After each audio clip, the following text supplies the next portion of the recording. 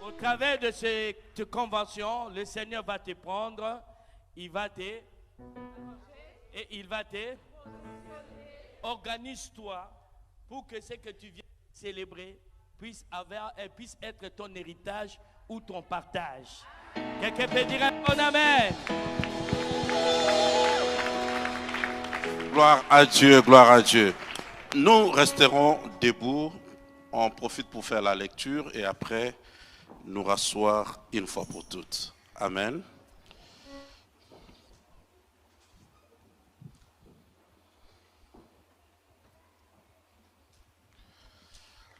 Première lecture, ça sera dans 1 Pierre, chapitre 1er, versets 23 à 25. Il y a la lectrice, oui.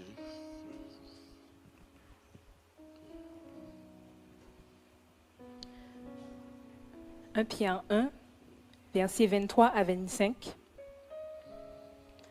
Ensemble, 1, 2, 3. « Puisque vous avez été régénérés, non par une semence corruptible, mais par une semence incorruptible, par la parole vivante et permanente de Dieu. Car toute chair est comme l'herbe, et toute sa gloire comme la fleur de l'herbe. L'herbe sèche et la fleur tombe. Mais la parole du Seigneur demeure éternellement, et cette parole est celle qui vous a été annoncée par l'Évangile. » Amen. Gloire à Dieu. On passe à notre deuxième lecture. Ça sera un peu long, mais c'est pour une bonne compréhension. Nous serons dans Genèse, chapitre 38, du premier verset jusqu'au verset 26. Genèse 38, versets 1 à 28, ensemble. En ce temps-là, Judas s'éloigna de ses frères et se retira vers un homme d'Adullam nommé Hira. Là, Judas vit la fille d'un Cananéen nommé Shua. Il la prit pour femme et alla vers elle. Elle devint enceinte et enfanta un fils qu'elle appela Er. Elle devint encore enceinte et enfanta un fils qu'elle appela Onan. Elle enfanta de nouveau un fils qu'elle appela Shéla. Judas était à Sésib quand elle l'enfanta. Judas prit pour Er son premier-né, une femme nommée Tamar. Er, premier-né de Judas, était méchant aux yeux de l'Éternel, et l'Éternel le fit mourir. Alors Judas dit à Onan, « Va vers la femme de ton frère, prends-la comme beau-frère, et suscite une postérité à ton frère. » Onan, sachant que cette postérité ne serait pas à lui, se souillait à terre lorsqu'il alla vers la femme de son frère, afin de ne pas donner de postérité à son frère. Ce qu'il faisait déplut à l'Éternel, qui le fit aussi mourir.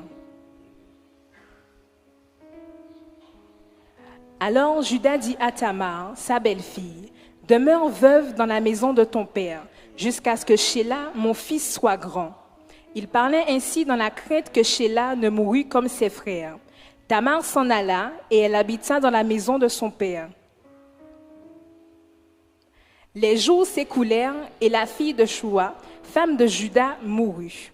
Lorsque Judas fut consolé, il monta à Timna vers ceux qui tondaient ses brebis, lui et son ami Hira d'Adullamite. On en informa Tamar et on lui dit, « Voici ton beau-père qui monte à Timna pour tondre ses brebis. » Alors elle ôta ses habits de veuve, elle se couvrit d'un voile et s'enveloppa, et elle s'assit à l'entrée d'Énaïm sur le chemin de Timna, car elle voyait que Shéla était devenu grand et qu'elle ne lui était point donnée pour femme. Judas la vit et la prit pour une prostituée, parce qu'elle avait couvert son visage. Il l'aborda sur le chemin et dit, « Laisse-moi aller vers toi, car il ne connut pas ce que sa belle-fille. Elle dit, « Que me donneras-tu pour venir vers moi ?» Il répondit, « Je t'enverrai un chevreau de mon troupeau. » Elle dit, « Me donneras-tu un gage jusqu'à ce que tu l'envoies ?» Il répondit, « Quel gage te donnerai-je? Elle dit, ton cachet, ton cordon et le bâton que tu as à la main. Il les lui donna. Puis il alla vers elle et elle devint enceinte de lui. Elle se leva et s'en alla. Elle ôta son voile et remit ses habits de veuve. Judas envoya le chevreau par son ami l'Adoulamite pour retirer le gage des mains de la femme, mais il ne la trouva point. Il interrogea les gens du lieu en disant, « Où est cette prostituée qui se tenait à Énaïm sur le chemin ?» Ils répondirent, « Il n'y a point eu ici de prostituée. » Il retourna auprès de Judas et dit, « Je ne l'ai pas trouvée, et même les gens du lieu ont dit, « Il n'y a point eu ici de prostituée. » Judas dit, « Qu'elle garde ce qu'elle a. Ne nous exposons pas au mépris. Voici, j'ai envoyé ce chevreau, et tu ne l'as pas trouvé. » Environ 3 mois après, on vint dire à Judas, « Tamar, ta belle-fille, s'est prostituée, et même la voilà enceinte à la suite de sa prostitution. » Et Judas dit, « Faites-la sortir et qu'elle soit brûlée. » Comme on l'amenait dehors, elle fit dire à son beau-père, « C'est de l'homme à qui ces choses appartiennent que je suis enceinte. Reconnais, je te prie, à qui sont ce cachet, ces cordons et ce bâton. » Judas les reconnut et dit, « Elle est moins coupable que moi, puisque je ne l'ai pas donnée à Shéla, mon fils. Il ne la connut plus. » Quand elle fut au moment d'accoucher, voici, il y avait 2 jumeaux dans son ventre. On s'arrête à 26, merci. Et puis, dernier texte, 1 Jean 5, 12. 1 Jean 5, verset 12.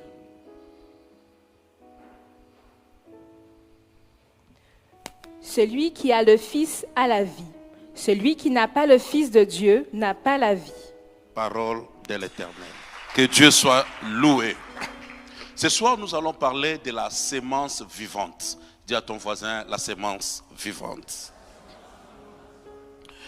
Le premier texte que nous venons de lire nous dit ceci, je répète rapidement.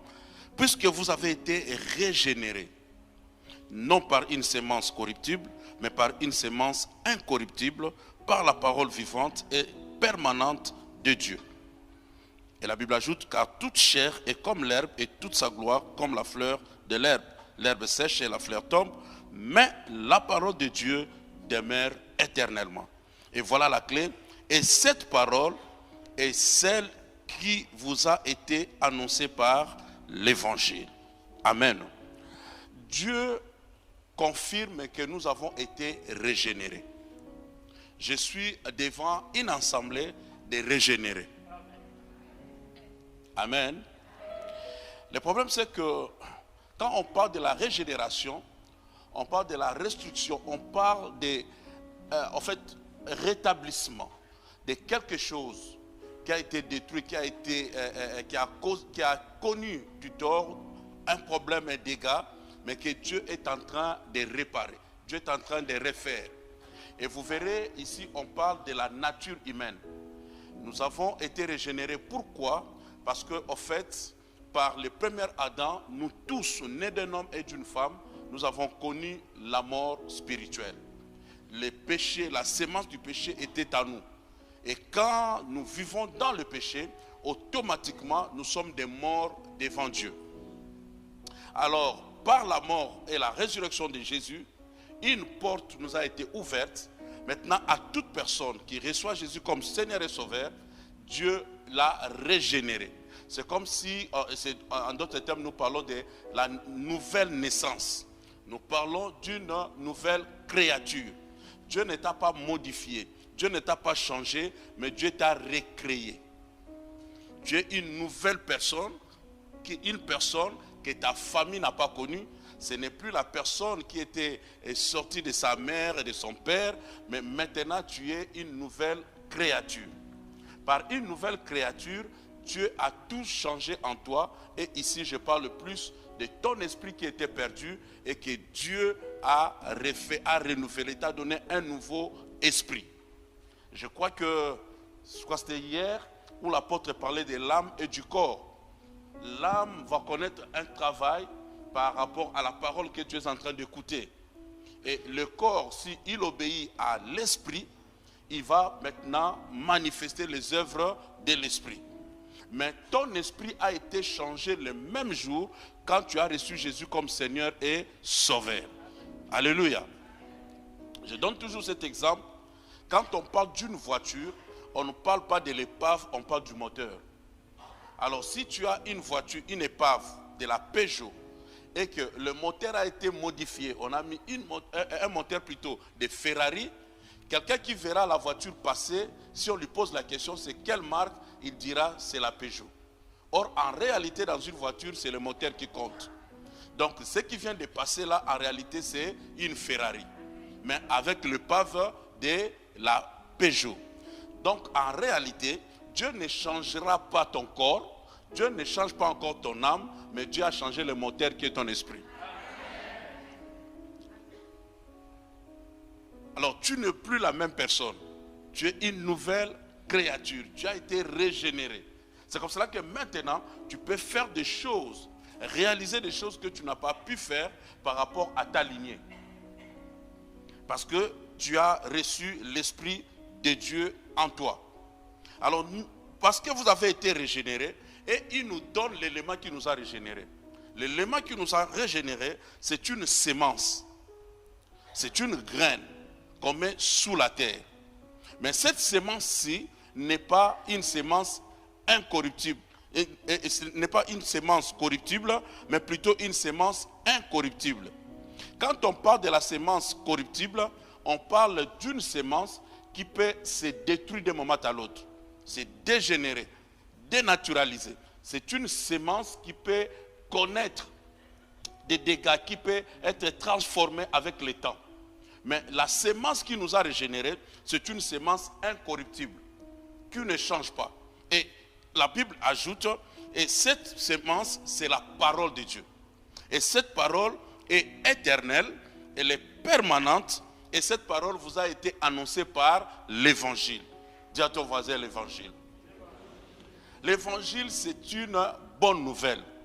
Mais l'évangile que la Bible présente, ce mot évangile n'a pas d'abord été une parole religieuse. L'évangile, c'est un mot, ça sort du mot grec évangélo. Et par l'évangile, on s'attendait à une bonne nouvelle. Cela veut dire, si quelqu'un arrive chez moi, ou bien qui quitte une ville ou un village quelconque, arrive quelque part, la première des choses, on lui pose la question, quelles sont les bonnes nouvelles que tu nous as apportées? Donc celui qui amène des bonnes nouvelles, celui qui amène une nouvelle bonne, il a amené l'évangile. Cela fait que quand quelqu'un, par exemple, dans une famille où le papa était dans le chômage ou la maman, elle trouve du travail, quand elle rentre dans son foyer et annonce aux enfants que j'ai trouvé du travail, c'est l'évangile. C'est la bonne nouvelle. La bonne nouvelle, c'est quand quelque chose de bien t'arrive et tu l'annonces. Et c'est comme cela que le monde aussi s'attendait à une bonne nouvelle. Mais la bonne nouvelle que l'évangile de Jésus, l'évangile de la Bible nous annonce, c'est la bonne nouvelle dont l'homme était pécheur et séparé de Dieu, mais maintenant il y a réconciliation. C'est la plus grande bonne nouvelle que l'homme peut recevoir. Parce que l'homme a été séparé de Dieu, l'homme était mort, mais maintenant il est vivant par Jésus. C'est la bonne nouvelle. Quelqu'un peut dire amen bien. Je me rappelle, est-ce qu'il y a quelqu'un qui vient de la Côte d'Ivoire ici? Ah, que Dieu te bénisse. Un beau pays que j'aime, ma deuxième patrie. À Abidjan, j'ai appris quelque chose. Quand tu arrives chez quelqu'un, la première des choses, on te donne d'abord un verre d'eau. On t'installe et après on te pose la question des nouvelles. On vient aux nouvelles. Donc, donne-nous des nouvelles. Et on s'attend toujours à des bonnes nouvelles. Et la bonne manière de faire, même si tu as amené aussi une nouvelle mauvaise, ne commence jamais par une mauvaise nouvelle. Parce que si tu commences par une mauvaise nouvelle, la personne est déjà affectée. Bien que tu vas maintenant annoncer la bonne nouvelle par après, elle ne va plus recevoir. Donc on commence toujours par la bonne nouvelle et peut-être après annoncer qu'il y a un décès dans la famille, il y a une telle situation dans la famille, mais tu l'as annoncé après, mais avant la personne a déjà été fécondée, a reçu la sémence de la bonne nouvelle. Et je crois l'avoir dit une fois ici, que l'esprit de l'homme, si l'esprit mange la parole de Dieu. Ok? Le corps mange les aliments que nous achetons au marché. Mais l'âme de la personne est nourrie par la bonne parole. Si la personne écoute de bonnes nouvelles, cette personne sera motivée, cette personne sera autre. C'est comme cela qu'on était abattus dans le monde, mais quand nous sommes venus dans le Seigneur, en écoutant l'évangile, il y a eu sourire, il y a eu un visage dégagé. Tout simplement parce que tu as reçu une sémence. La parole de Dieu est une sémence invisible, mais une sémence efficace. Parce que cette sémence qui est déposée dans ton corps, comme étant un champ travaillé par Dieu, dans ton cœur, va produire, va manifester la vie de Dieu à l'extérieur. La sémence de Dieu est comme la sémence de l'homme qui féconde la femme. Mais cette sémence n'est toujours pas physique. Je parlerai de Marie. Quand l'ange rencontre Marie, l'ange a amené la parole pour dire à Marie que tu seras enceinte, tu auras un fils et ce fils viendra du Très-Haut, on l'appellera Tata. Il a donné la nouvelle. Marie a dit, mais comment cela se fera-t-il? Parce qu'elle est rentrée dans le naturel. Dans le naturel, avant d'être fécondée, il faut qu'il y ait un homme et une femme. Mais moi, je connais point d'homme. Mais l'ange a poussé Marie à croire seulement à sa déclaration. Une fois que Marie a accepté la parole de l'ange, la parole qui suit, la Bible dit, et l'ange la quitta. Mais quand l'ange a quitté Marie, Marie par la suite s'est retrouvée grosse. Donc la sémence n'entre toujours pas par des voix que nous connaissons, mais la sémence de Dieu peut entrer par les oreilles en écoutant sa parole. Tel que tu écoutes la parole, une chose est sémée en toi, c'est la parole de Dieu. Mais cette parole va commencer aussi à manifester les effets, si nous pouvons prendre les termes de la grossesse, mais les effets de la parole par rapport à ce que tu as écouté. C'est pour cela que quand je parle à un chrétien ou à un fils de Dieu, un né de nouveau, je sais comprendre de quel aliment il est nourri. Quelqu'un qui est nourri de la parole, qui est nourri de la foi, réagit aussi autrement. Est-ce que je parle à quelqu'un?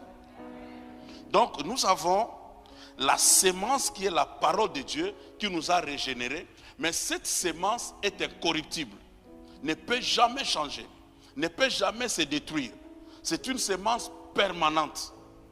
C'est comme cela que la parole que Dieu nous donne, c'est une parole qui reste à sa place. La Bible dit d'ailleurs que celui qui parle, celui qui fait la promesse est fidèle. Même si toi tu peux changer, mais Dieu restera toujours fidèle. Les cieux et la terre passeront, mais sa parole ne passera jamais. Dès que tu reçois la parole de Dieu et que tu saisis cette parole, bien que les temps peuvent changer, les circonstances peuvent changer, mais la parole de Dieu restera fidèle et la parole de Dieu fera ses effets dans ta vie. Il y a une personne dans la Bible qui est devenue vieille. Je parle de Siméon. Mais cette personne est retenue par la parole sortie de la bouche de Dieu. Une sémence est entrée dans ses oreilles et est allée s'asseoir dans son cœur. Cette parole était, tu ne mourras point jusqu'à ce que tu aies vu le Messie. Alors que le monsieur est vieux, il est buté à des maladies de la vieillesse, à des problèmes et des complications, mais il est retenu dans le monde à cause d'une parole. Aussi longtemps que cette parole ne s'est pas encore accomplie, le monsieur ne va jamais partir. Donc il peut avoir n'importe quelle infection, problème de santé, mais la mort avec le monsieur, c'est une question de kilomètres séparés. Pourquoi? Parce que Dieu a déclaré que sa vie est liée à une parole. Et cette parole doit s'accomplir avant que le monsieur puisse partir. Et ça a fait que, la Bible dit, un jour, il était poussé par l'esprit, il entre dans les temples et il trouve que un couple est venu avec un bébé. Et il a compris par l'esprit que le bébé est le Messie dont Dieu lui avait promis. Il tient le bébé, il bénit Dieu et il dit à Dieu, maintenant tu peux prendre ton serviteur car mes yeux ont vu le Messie. Et rapidement je vais dire à quelqu'un, toi qui m'écoutes en ce moment, toi qui vas nous écouter pendant ces quelques jours, il y aura une sémence spécialement pour toi. Et cette sémence fera que toi aussi, tu sois soutenu sur cette terre, non à cause de tes moyens, mais à cause de cette parole permanente. Et cette parole fera aussi que tu ne quitteras pas la terre aussi longtemps que tu n'as pas encore vu. Ah mon Dieu. J'ai dit, tu verras ce que Dieu t'a promis, a promis à tes parents, et Dieu va te promettre pendant cette conférence. Ce qui est vrai, tu verras. Dis à ton voisin, je verrai. Il dit, maintenant mes yeux ont vu. Ce que Dieu t'a promis, même dans le surnaturel, dans l'invisible, tu finiras par le toucher. Parce que la sémence va se faire voir. Et tu verras les résultats de cette sémence-là. La parole que tu écoutes te change, non seulement te change, mais la parole apporte des changements dans ta vie, si je dois me répéter, qui feront que tu vois la différence. Avant, j'étais comme cela dans le monde, mais maintenant que je suis dans le Seigneur et que j'écoute la parole, je reçois la sémence de Dieu et il doit y avoir automatiquement un changement dans ma vie. Il y a des maladies qui vont quitter ton corps sans même qu'on te pose les mains. À cause de la sémence que tu reçois, ça révolutionne ta vie et du coup quand tu vas te lever, la maladie aussi tombe. Si tu me croyais, tu allais dire amen bien. J'ai déjà expérimenté dans mon église, pendant une prédication, quand la prédication était là, on prêchait la bonne nouvelle, une personne s'est levée. On ne lui a pas dit que c'était le moment de la prière. Mais en écoutant la parole de Dieu, la sémence est entrée dans la personne, on parlait des résultats de la croix. Et il s'est dit, mais si je dois encore utiliser des béquilles, tout cela, alors que Christ est mort pour moi, Christ m'a donné la santé divine, il a jeté ses béquilles, c'est un Italien, il s'appelait Gianfranco. Il a jeté ses béquilles et il a commencé à crier, à marcher dans la salle, sans imposition des mains. Pendant qu'il écoutait la parole, la sémence est entrée, la sémence a pris place et il y a eu les résultats de la sémence. Jamais une femme qui est fécondée restera la même personne. Il y aura changement dans son corps. Et ce que j'aime de la grossesse ne part pas par derrière. Ça pousse toujours vers le devant. Je voulais dire à une personne, une femme grosse change de température de corps, change la démarche, et il y a beaucoup de choses qui changent, même sa nourriture. Et la chose que Dieu va mettre en toi, qu'on le veuille ou non, ça va pousser un changement. Ton voisin verra qu'il y a un changement dans ta vie. Non. Bon, je crois qu'il y a une onction ici, laissez-moi parler avec des personnes. Il y a des personnes dans la vie, elle peut être grosse sans savoir qu'elle est grosse. Mais peut-être une autre personne va la repérer. Vous comprenez ça? Mais ce qui est bien, c'est quoi? Dès que tu es venu ici depuis hier, une sémence est entrée. Maintenant, la sémence de Dieu ne rate pas. C'est une sémence incorruptible, qui ne se détruit pas. Quand elle vient, elle doit faire ses effets. Alors, depuis que cette sémence est entrée en toi, toi-même tu ne te rendras pas compte. Mais il y aura un voisin ou une voisine qui va remarquer qu'il y a quelque chose qui a commencé à se faire dans ta vie. Je vois quelqu'un changer de démarche. Aïe, aïe, aïe, aïe. Je dis, il y a quelqu'un. Les choses vont commencer à changer automatiquement à cause de la parole que tu reçois. Dis à ton voisin la parole de Dieu. Cette sémence incorruptible, vivante, ne rate pas, n'échoue pas. Il y a une personne encore dans la Bible. Je donnerai 2-3 exemples et puis nous allons passer à autre chose. Il y a une personne dans la Bible, c'était une femme malade, courbée, pendant 38 ans, je crois, tant d'années. Jésus arrive et dit, elle aussi c'est une fille d'Abraham. La personne qui était courbée ne pouvait jamais regarder même le soleil, lever ses yeux. Donc sa vie était courbée vers la terre. Elle pouvait regarder que les choses d'en bas. Mais Jésus arrive et déclare une parole, libère une parole. Et juste par cette parole-là, cette femme qui était courbée pendant tant d'années, dans une seconde, elle s'est redressée. Et en se redressant, elle avait maintenant la facilité, la capacité de voir ses contemporains et de regarder aussi le soleil. C'est pour cela qu'au moment où j'ai commencé à donner cet exemple, je suis en train de voir une personne dont la vie aussi était courbée. Tout en toi était viré ou rivé vers la terre. Mais avant la fin de cette conférence, Dieu va soulever ta vie. J'ai dit, Dieu va soulever ta vie. Tu ne pourras non seulement voir tes vis-à-vis, mais tu pourras voir aussi les choses d'en haut. Un changement arrive. Tu ne seras plus courbé. Pas de soucis, pas de vie tournée vers la terre, mais la vie tournée vers le ciel. Tu le crois, tu donnes un amen bien. La chose qui peut durer pendant des années peut être transformée dans une seconde. Juste par la parole de Dieu. Dieu a créé le monde par la parole. La parole de Dieu est efficace. L'homme peut te promettre, l'homme peut dire tout ce qu'il peut dire, mais tout ce qui sort de l'homme n'est pas fiable. Mais quand Dieu dit une chose, et ça j'ai une manière de le dire, je dis, même si Dieu veut te blaguer, en fait Dieu t'a vu et il voulait blaguer avec toi, il dit, tu seras riche. Puisque c'est sorti de la bouche de Dieu, la richesse s'attache à toi.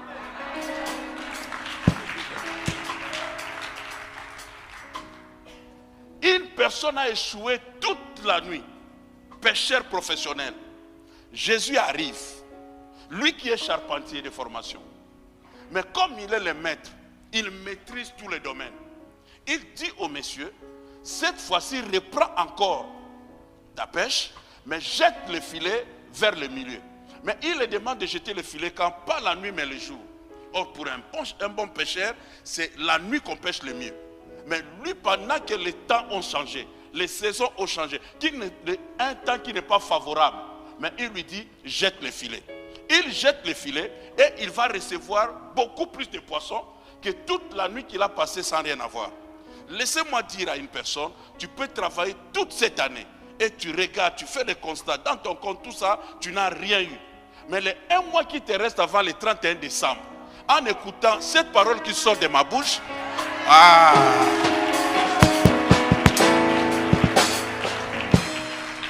le problème, maman, Dieu ne l'a pas changé de territoire. Même eau, même filet, même endroit. Mais il jette le filet pendant le jour, quand le temps n'est pas favorable. Mais il ressort avec beaucoup de poissons. Quelqu'un dans cette salle réussira dans des moments défavorables.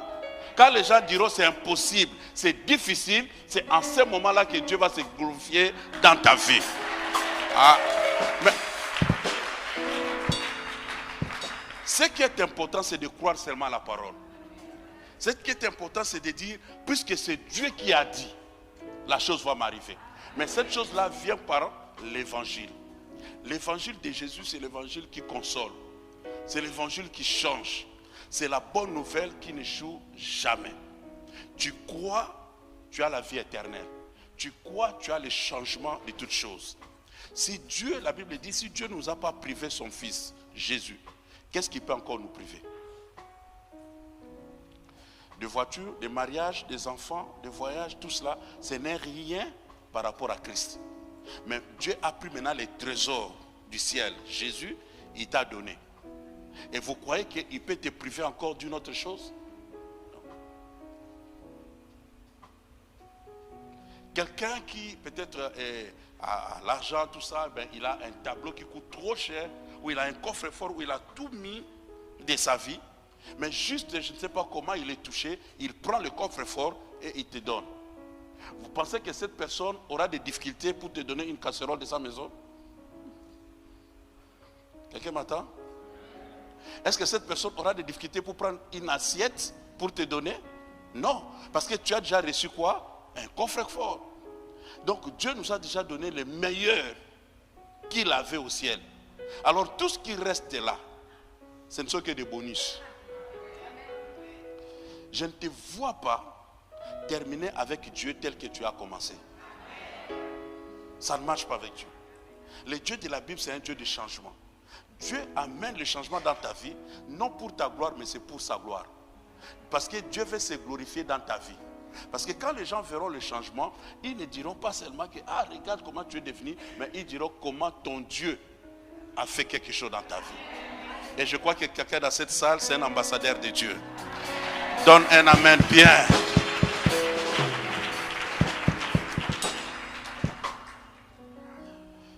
Est-ce que quelqu'un sent que cette conférence est venue pour lui? Alors, je disais que nous sommes sauvés par une sémence incorruptible. La sémence de Dieu qui est la parole, et cela nous est transmis par l'évangile. L'évangile est différent de toute autre parole, de toute autre bonne nouvelle, parce que en fait, Abraham aussi avait une bonne nouvelle à son époque, qu'il aurait un fils. Le fils est venu, c'était la bonne nouvelle, mais après c'est parti. Il y a eu un homme dans la Bible qui fut ressuscité des morts, c'est Lazare. Mais après quelques temps, Lazare est mort encore. Il y a eu un fils, le fils de Naïm. Le fils a été ressuscité, mais après il est parti. Donc il y a des bonnes nouvelles pour un temps. Il y a des bonnes nouvelles qui sont corruptibles, qui peuvent se détruire avec le temps. Je reçois une promotion, c'est une bonne nouvelle, mais le travail peut s'arrêter d'un moment à l'autre. Mais l'évangile, quand tu reçois Jésus, ça reste. Ah. Papa, personne ne va le reprendre, personne ne va le détruire, parce qu'il restera en toi. Parce que Jésus lui-même est une sémence vivante et incorruptible. Je voulais encore dire deux, trois choses, avant que nous puissions toucher notre texte qui est un peu compliqué et prophétique. Je voulais dire que dans la Bible, il y a eu des personnes, des prophètes qui sont considérés comme des grands, mais qui ont connu la corruption par après. La corruption comment? Par la mort. Moïse était grand, mais il est fini par mourir. David, Élie, les grands prophètes de la Bible. Jésus, de la même manière, a été aussi sémé. Donc Jésus a été mis sous la terre. Mais 3 jours après, il est sorti. Donc il n'a pas connu la corruption dans le sens qu'il ne s'est pas détruit. Ni même son corps, parce que Jésus est sorti avec son corps, physiquement. 3 jours dans le tombeau. Il sort et il est une sémence incorruptible et vivante. Or, le mystère c'est quoi? Paul nous dit que nous sommes morts ensemble avec lui et nous avons été ensevelis ensemble avec lui. Donc quand je reçois Jésus, cela veut dire que je suis passé par le même processus. Tu étais ensemble avec lui à la croix. Il t'a amené dans le tombeau et il est sorti aussi avec toi. Comme il est sorti avec toi, et si quelqu'un dans cette salle reconnaît qu'il a reçu Jésus comme Seigneur et Sauveur, c'est que la sémence incorruptible aussi est en toi. Or, si la sémence incorruptible est en toi, tu vivras aussi les effets de cette sémence dans ta vie. N'est-ce pas que l'homme est le résultat de ce qu'il mange? Amen. Alors, si tu as Jésus en toi, automatiquement, les manifestations de cette sémence incorruptible vont commencer à s'extérioriser. Et c'est comme cela que tu ne feras pas beaucoup d'efforts, mais tu verras que la vie de Dieu va commencer à couler en toi. Ce qui est mauvais, tu vas commencer à les abandonner l'un après l'autre, sans effort, à cause de la sémence qui est à toi. Ça va commencer à réfuter tout ce qui n'est pas de Dieu. Laissez-moi encore dire une chose à une personne. L'évangile, c'est l'ensemble de tout ce que Jésus a fait, de sa mort à sa résurrection. Mais le résumé de l'évangile, c'est son nom. Le nom de Jésus. Pourquoi? Parce qu'en fait, si je n'ai pas le temps de t'expliquer tout ce que Jésus a fait, mais je te dis ou je te parle du nom de Jésus, le nom de Jésus englobe l'ensemble de tous ces discours que je peux faire. C'est pour cela que vous verrez qu'un homme comme Moïse, dès que Dieu le croise, la première des questions et réflexes, c'est donne-moi ton nom. Dès qu'il a le nom, il a une identité, il a une référence. Le nom peut avoir une influence. Et par le nom peut porter aussi une puissance. Le nom peut définir aussi un laissez-passer. Tu arrives quelque part, tu te présentes par ce nom-là, les portes s'ouvrent. Alors, Dieu dit à Moïse que je m'appelle Je suis. Mais un nom de code. Il marche avec ce nom et tout Israël marche avec l'Éternel, Dieu des armées. Mais quand Jésus arrive, avec la nouvelle génération, des nés de nouveau que nous sommes, Dieu ne se cache plus, Dieu se révèle et Dieu nous donne son nom. Maintenant, non seulement nous sommes régénérés, mais dans l'évangile, nous avons un laissez-passer. Et ce laissez-passer, c'est le nom de Jésus. Là où les démons pouvaient bloquer ta vie, et ils l'ont fait avec tes parents, mais toi, avec la régénération, tu vas te présenter au nom de Jésus. Et quand tu te présentes au nom de Jésus, ils sont condamnés et censés de te laisser la voie libre. C'est comme cela que tu verras que ta vie sera différente de tes parents. Et rien ne te bloquera à cause de ce laisser-passer. Le nom de Jésus. Tu lis la Bible, tu trouves Pierre guérir un paralytique au nom de Jésus.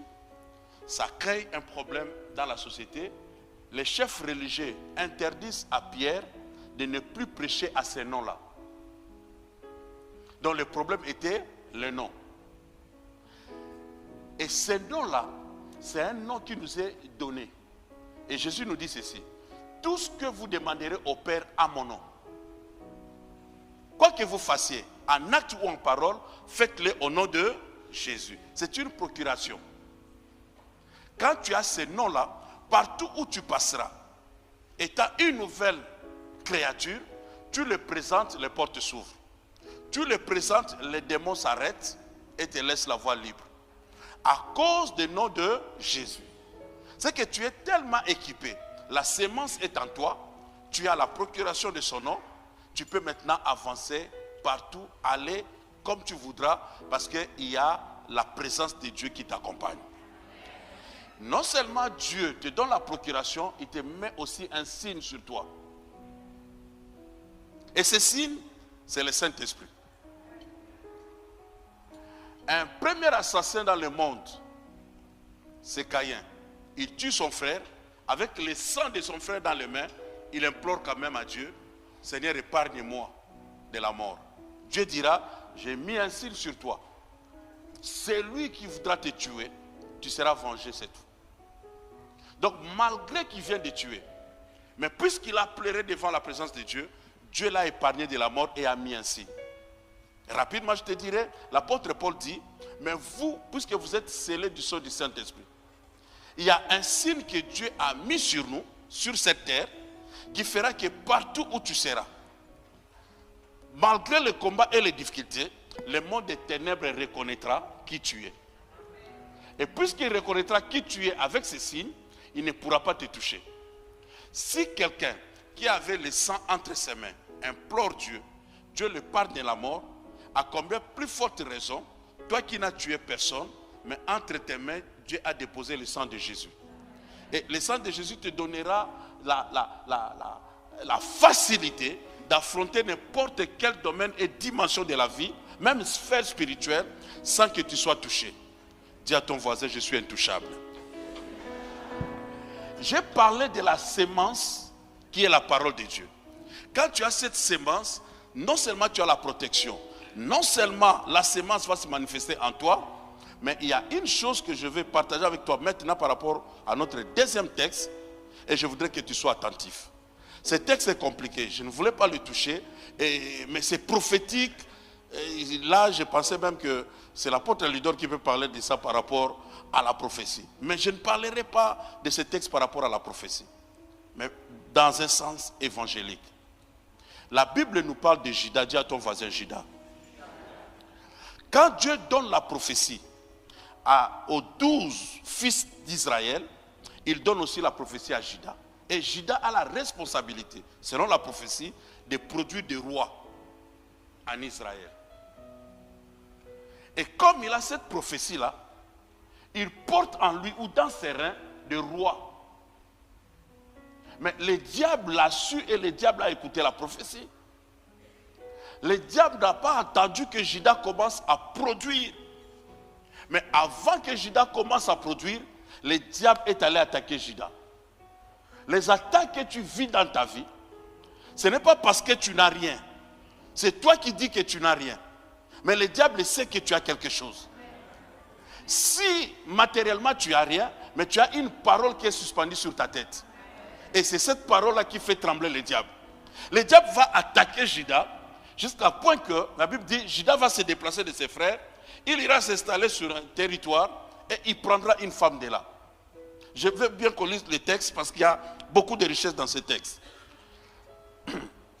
Nous sommes dans Genèse 38. On va chuter par là.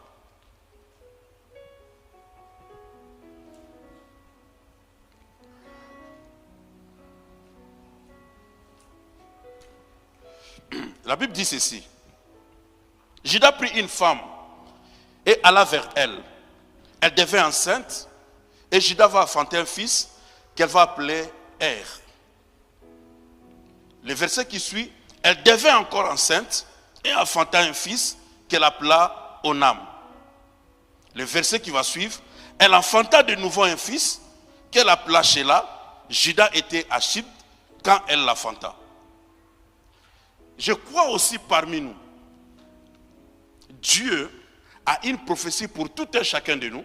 Mais ce qui est bien, il y a une prophétie générale pour nous tous comme église. Il nous a établis comme des prêtres et des rois. C'est que nous avons l'onction de Juda. Pourquoi tu as raté une occasion de dire Amen? C'est que devant moi, il y a des Juda. Mais écoute comment Juda fonctionne. Quand Juda prend une femme, la Bible dit, la femme devient enceinte. Le verset qui suit, la femme devient encore enceinte. Le verset qui suit, la femme enfanta encore de nouveau. Je dis qu'avec l'onction de Juda, toi, tu n'auras plus de temps de pause par rapport à tes bénédictions. Enfanter ici ne veut pas dire aller à la maternité faire un bébé. Enfanter ici, c'est tout ce qui est rêve. Tout ce que Dieu a déposé en toi, tout ce qui est entré en toi comme sémence, comme parole de Dieu, c'est la saison d'enfanter. Et je dis que la saison est arrivée, tu vas enfanter après enfanter. Aïe, aïe, aïe, aïe, aïe, aïe. Je vous l'ai dit. Nous sommes à la fin du mois de novembre, tu vas enfanter de quelque chose. Début décembre, tu vas enfanter de quelque chose. Mi-décembre, tu vas enfanter de quelque chose. Avant le 31 décembre, tu vas enfanter de quelque chose. Je dis que tes projets viendront à jour. Dis Amen bien. Quelqu'un qui attend quelque chose de Dieu, cela va arriver. Juda enfanta, Juda enfanta, Juda enfanta. Je te vois bien aimé dans le Seigneur, que les choses que tu attendais depuis le début de l'année, tu l'auras en succession. Je crois que la personne est derrière. Je dis, tu auras des choses en succession. Je dis, il n'y aura plus de pause. Tu as beaucoup entendu, tu as beaucoup supporté, tu as beaucoup enduré. Quand Dieu va commencer à te donner, Dieu ne va plus se reposer. Dieu va te donner, après te donner et après te donner. Je vois quelqu'un dans cette salle. Tu seras persécuté par la bénédiction. Ça viendra le matin, ça viendra à midi, ça viendra le soir. Ça viendra devant, derrière, à gauche et à droite. Mais je suis en train de chercher la personne, je ne la trouve pas dans la salle. Je suis venu dire à quelqu'un, le temps est arrivé, Dieu va te faire du bien. Cette conférence inaugure une saison d'enfantement dans ta vie. Est-ce qu'il y a des Judas dans cette salle? Judas ne connaît pas les problèmes de stérilité. Judas ne connaît pas les problèmes de pause. Quand Judas commence, ça se succède. Je dis à quelqu'un, dès que Dieu va commencer à te bénir, ne dis pas que je crois que c'est la dernière chose. Non, le temps de réaliser la deuxième sera là. Tu auras une bonne nouvelle à 10h, à 11h, on va encore t'appeler pour ta aïe. Oh! Est-ce que la personne est dans la salle? Judas enfanta et il enfanta encore. J'ai dit ta bénédiction viendra en série. Tu seras béni à 10h, tu seras béni à 12h, tu seras béni à 14h, tu seras béni à 18h. J'ai dit que ça viendra en série. Quelqu'un sera fatigué de bénédiction. Je vois une personne qui viendra trouver l'apôtre et dire à l'apôtre, papa, prie pour moi parce que c'est assez. Je vois qu'il y a beaucoup de bénédictions. Est-ce qu'on ne peut pas les diriger vers l'autre sœur là-bas? Si tu es là, tu dis amen bien. Est-ce qu'il y a des Judas dans cette salle? Si tu as beaucoup entendu, sois tranquille. Tu es dans un bon territoire maintenant. Judas n'était pas resté avec ses frères. Il s'est écarté dans un autre territoire et c'est là qu'il a commencé. L'arbre de vie pour toi, c'est le territoire de ta fécondité. Ah, ton amen est faible, mon frère. J'ai dit, là où Dieu t'a amené, c'est pour te bénir. Et ça viendra en série. Dis à ton voisin, ça viendra en série. Dis au voisin, prépare-toi. Dans peu de temps, tu vas me confondre. Ah, tu es timide, tu es timide. J'ai dit, dans peu de temps, les choses vont changer. Ça va bouger de gauche à droite. Ça va bouger de gauche à droite. Alléluia. Mais écoute ce qui va se passer. Judas va prendre son premier fils, Er, qui va donner à une femme appelée Tamar. Dis à ton voisin Tamar. Mais le premier-né de Judas était méchant aux yeux de Dieu et l'Éternel le fit mourir. Le fait d'être méchant devant Dieu va précipiter ta mort. Surtout que tu es dans le Seigneur, cherche à faire la volonté de Dieu. Aime Dieu de tout ton cœur. Là où tu es faible, viens t'incliner devant la présence de Dieu, remets ton cœur à Dieu, Dieu fera cette opération. Mais ne continue pas de rester dans la présence de Dieu, mais étant méchant, étant pécheur, ça mène la mort. La sainteté avec le péché, ça ne se marie pas. Ça tue. Et on ne s'habitue pas avec ça. La Bible dit, puisqu'il était méchant, on ne connaît pas le niveau de sa méchanceté, mais Dieu l'a tué. Tu sais, le problème c'est quoi? Dieu a dit que Adam et Ève, le jour... Beaucoup croient que, quand ils pêchent, ils ne meurent pas, ils croient que c'est bon. Mais sachez-le très bien, chaque fois que tu as péché, quelque chose en toi est mort. Il y a une grâce qui est partie. Il y a une étape que tu devais atteindre que tu as perdue. Le péché n'est pas ton ami. C'est un poison pour toi. Écoute ce que dit la Bible. La main de l'Éternel n'est pas courte pour nous bénir. Mais quand il y a des péchés, la main de Dieu n'arrive pas. Donc ce n'est pas le problème de Dieu, c'est mon problème. Le fils était méchant, Dieu l'a tué. Le deuxième encore, Dieu a tué. Pourquoi?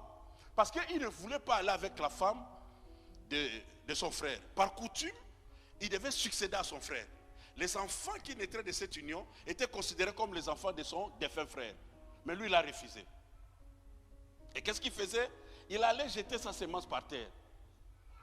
Et Dieu a trouvé qu'il était méchant. Dieu l'a tué. À la suite, le père a vu ça. Il dit, je ne peux plus rester avec ces petits. Le troisième, si je donne encore le troisième à cette femme, certainement, a un mauvais esprit qui tue le mari. Je protège mon troisième fils. Il protège le troisième fils et il convainc à la femme de rentrer un peu chez ses parents. Parce qu'au fait, quand mon fils va grandir, c'est alors que je viendrai te le donner. Quelqu'un me suit? Après quelques temps, le papa Judas, c'est bel détail, belle de figure.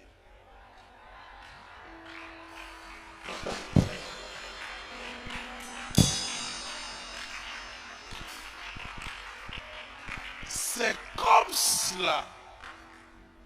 Vous verrez que Jacob a eu un problème pour choisir la vraie femme. Jacob choisit directement Rachel, les femmes de Jacob, Léa et Rachel. Pourquoi on dit Rachel était belle détail, belle de figure. Oh, la vraie femme, c'était Léa.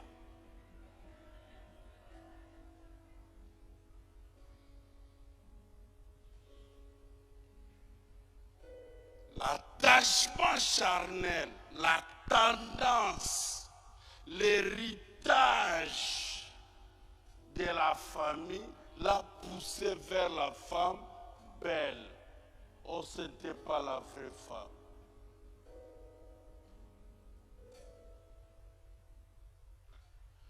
Une femme, ce n'est pas la beauté physique. Une femme, c'est la beauté intérieure.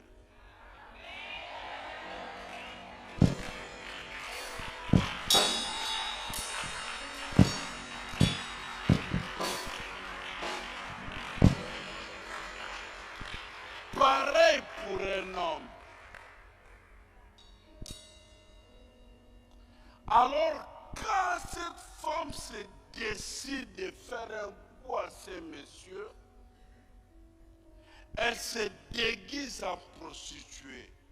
Et quand le monsieur voit la prostituée, n'a plus le temps de bien examiner, automatiquement prend la femme. Il la traite comme une prostituée. Et va avec la femme, directement la femme est grosse. Donc, il a déposé sa sémence dans la femme et la sémence a produit. Tu comprendras ce que je vais dire après. Bon, ça c'est un exemple. Qui peut venir ensemble avec moi faire un exemple? Ça sera un peu compliqué parce que je t'informe déjà, quelqu'un sera Tamar. Merci, merci mon frère, que Dieu te bénisse. Une autre personne, 2, 3, 4. Ok, merci, que Dieu vous bénisse, que Dieu vous bénisse. Merci maman, merci maman.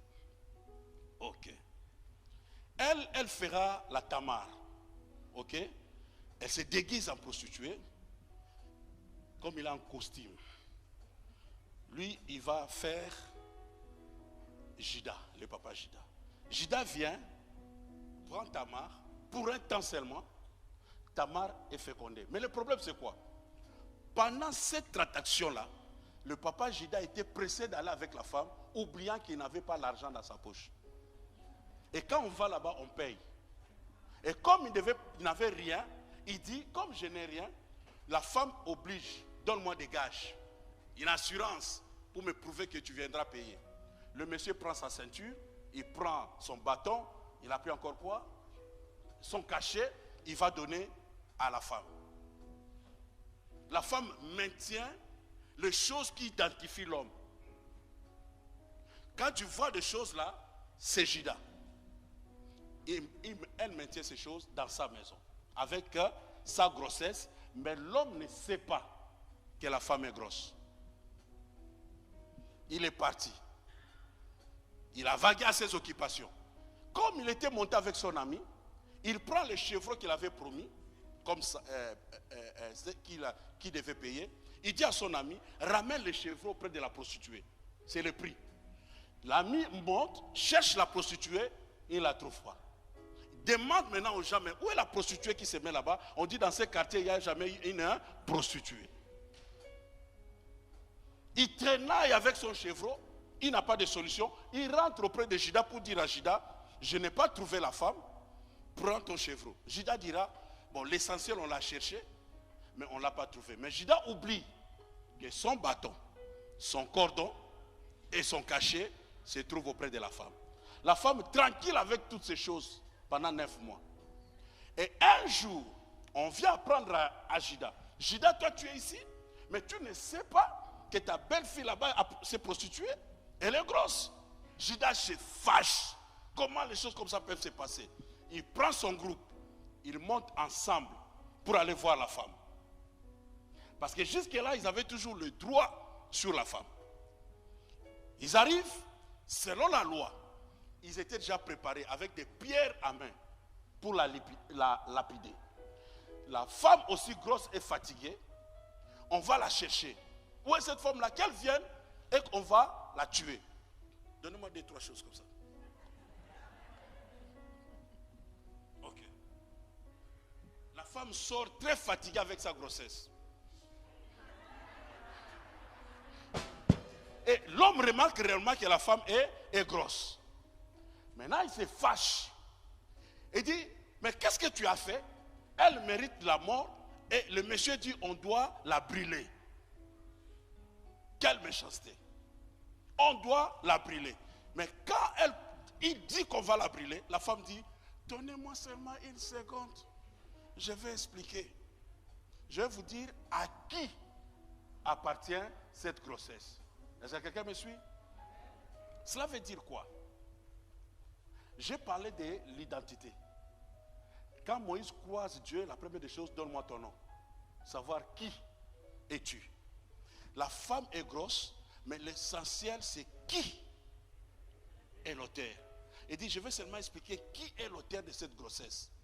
Il dit, je ne connais même pas la personne ni son nom. Mais je sais seulement que le propriétaire de ce dossier, c'est à qui appartient ces cordons, ces cachets et cette ceinture. Dès qu'il monte, Judas comprend que ce sont ses biens.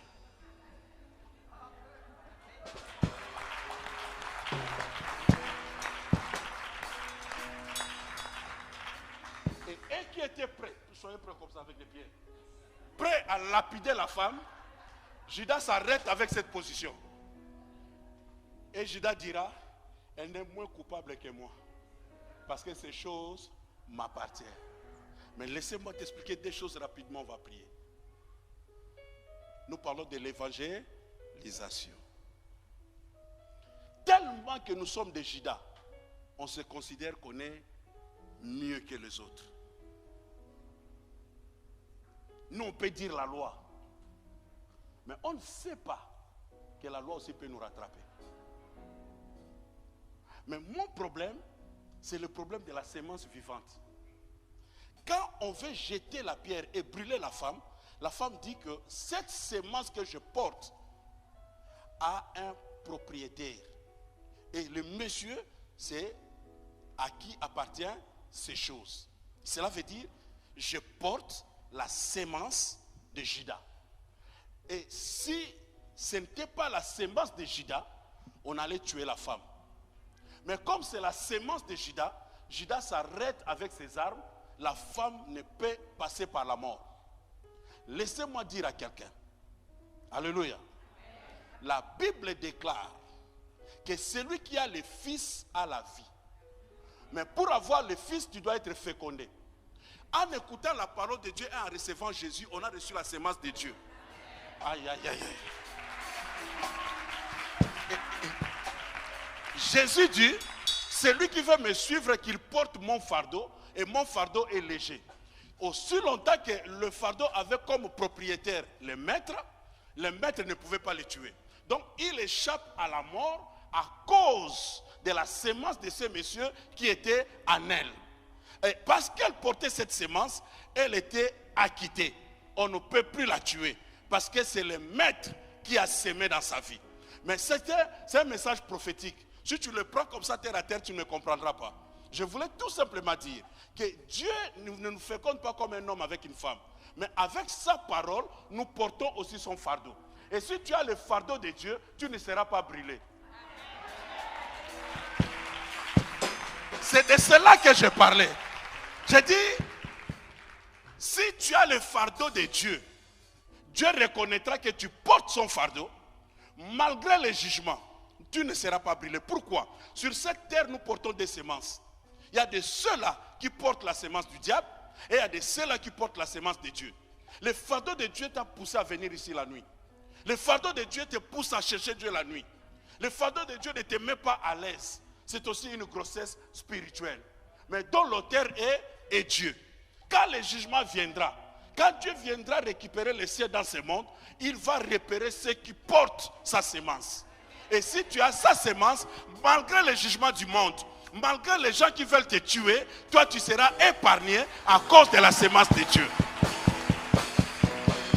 J'ai dit à une personne, tu es intouchable. Dis à ton voisin intouchable. Les souffrances que tu passes, les gens confondent tes souffrances. Ils croient que c'est le diable qui te frappe. Ils croient que c'est si tu es sous une malédiction. Mais ils oublient que tu portes que la sémence du maître.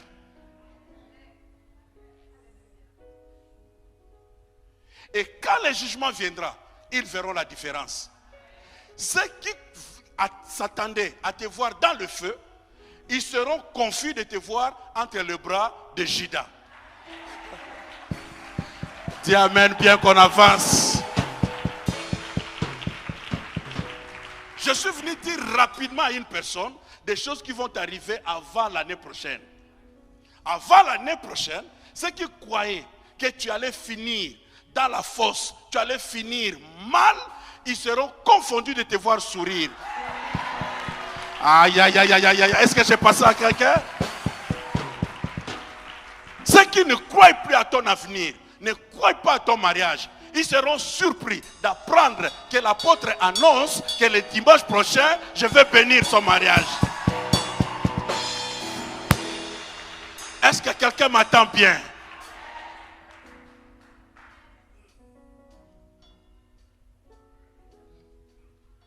Judas, c'est la représentation de Dieu. Et quand Dieu te parle, quand Dieu t'appelle, il dépose sa sémence aussi dans ta vie.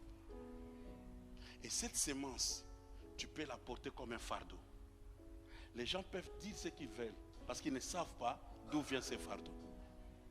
Mais c'est les derniers jours, les jours du jugement, qu'ils verront la différence. Au lieu de la mort, tu passeras de la mort à la vie. Celui qu'on croyait qu'il était condamné, il était acquitté. Parce qu'il portait des signes, des choses qui appartiennent à Judas. Est-ce que toi tu as des choses qui appartiennent à Judas? Est-ce que tu fais quelque chose pour Dieu? Est-ce que tu portes son fardeau? Est-ce que tu gagnes des âmes? Est-ce que tu cherches à avoir le don de l'esprit? Ce sont des signes de Judas. Personne ne peut te les donner si ce n'est que Judas. Quand tu as le cordon, quand tu as la ceinture, tout le monde saura que tu appartiens à Judas. Et le fardeau que tu portes appartient à Judas. Laissez-moi dire à quelqu'un, tu ne finiras pas comme tout le monde. Aussi longtemps que tu appartiens à Judas. Si Judas t'a fécondé, quel que soit le jugement du monde, c'est lui-même qui viendra t'acquitter. Est-ce que vous savez qu'aujourd'hui, Jésus est sur le trône de grâce pour nous gracier et nous faire du bien. Mais un jour, il se mettra sur le trône de jugement. Ok? Mais celui qui se met sur le trône de jugement sera aussi notre avocat. Et cela fera que même si tu es accusé et tu es devant la cour, tout le monde saura que tu seras accusé, tu seras condamné, mais ils ne savent pas que celui qui juge est ton mari. Tu ne me comprends pas. Tu as fait alliance avec lui depuis la terre. Tu l'as accepté comme Seigneur et Sauveur. Il ne va pas te renier le jour du jugement. Il est sur le trône et il te juge lui-même. Et c'est lui-même qui sera ton avocat. Tout cela pourquoi? Parce que tu as contracté une alliance sur la terre. Ta vie éternelle dépend de tes décisions sur la terre. Ce que tu prendras comme décision ce soir dans ta vie va te positionner même sur le plan éternel. Et moi je crois, par ton salut, ta famille aussi sera sauvée. À cause de la charge que tu portes, la mort sera éloignée de ta famille. Tu seras épargné des dangers. Et Dieu te fera du bien. Que cette soirée t'amène dans cette grâce. J'ai dit sur le plan guérison, délivrance, par la parole que tu écoutes, cette sémence fera tout en toi. Quelqu'un reviendra pour témoigner que Dieu m'a fait du bien. Une maladie a quitté mon corps. Et une situation quelconque m'a lâché. Dans le nom de Jésus. Est-ce qu'on peut acclamer très fort le Seigneur? Merci.